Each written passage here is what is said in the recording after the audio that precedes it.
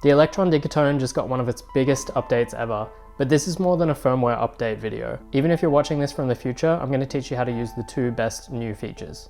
Those are dual mono mode for external inputs and the global effects / mixer section. Firstly, I feel kind of bad glossing over the developers' other work, so I'm just quickly going to mention they did add some other quality of life features like screen brightness settings, subpage memory, LFO visual updates, and a filter envelope delay. Actually, that last one's pretty good. But in comparison to the features that we're going to go through, those are kind of small potatoes. I pair its line inputs with different guitars, synthesizers, groove boxes like the OPZ and Black Box, and I love to take it with me for jams and live performances. But there have always been some pretty painful limitations. Optional dual mono mode is actually a bit of a fundamental shift, and it follows the Digitac's input routing update. So firstly, if I go function LFO, I get this mixer menu. So first I have the internal mixer, which is also new, but let's go over to the external mixer.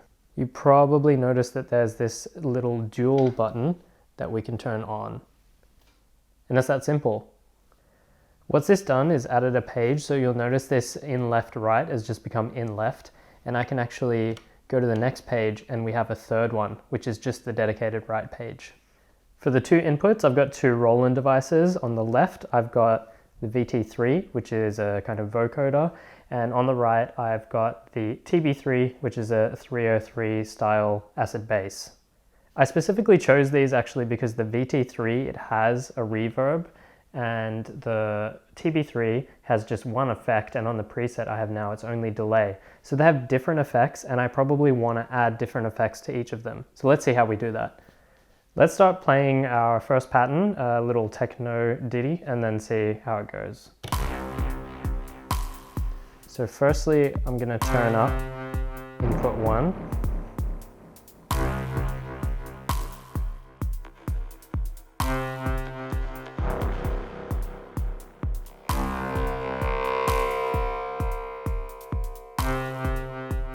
So that's the vocoder. If we go to the second page,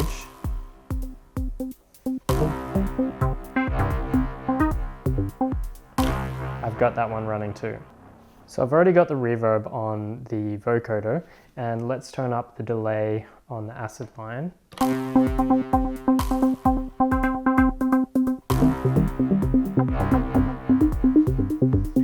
But what happens if I want to add delay? So let's go to the first external mixer input, the left, and we can add delay. Sorry, that's reverb. We can add delay there.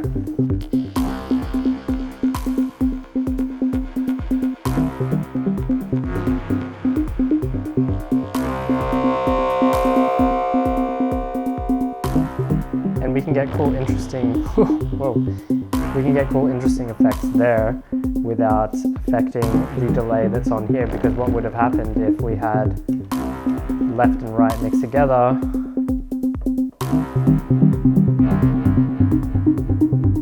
Can be pretty interesting, but if that's not what you're going for, then this starts to totally dominate the mix.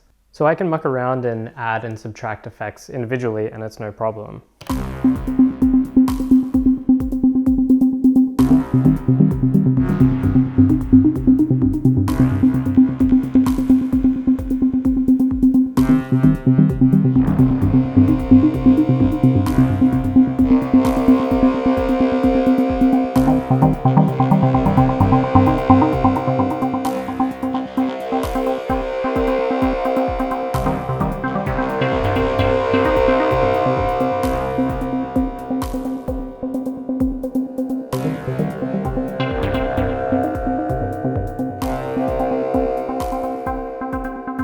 I probably could have chosen something less annoying than a microphone while I'm recording a video, but I can't go back in time. Anyway, let's go ahead.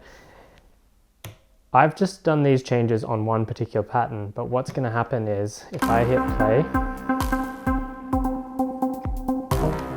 I'm obviously going to want to queue another one up if I'm doing performance, and immediately you notice that jump between pattern 1 and 2.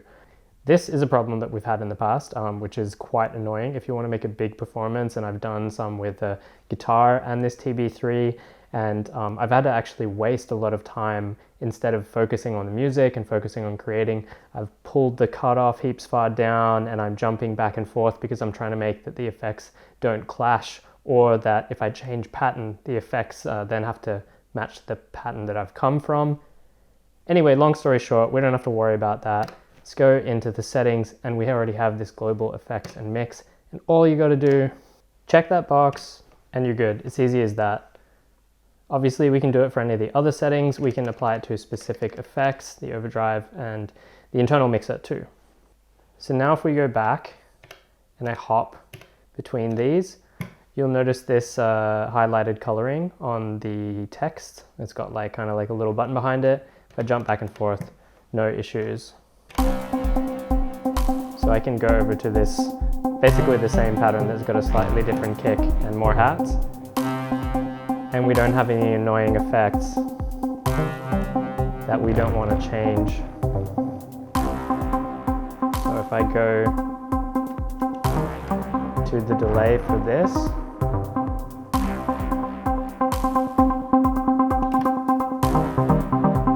I can turn up all these effects, and I don't have to stress about that completely changing the second that I go to a different pattern.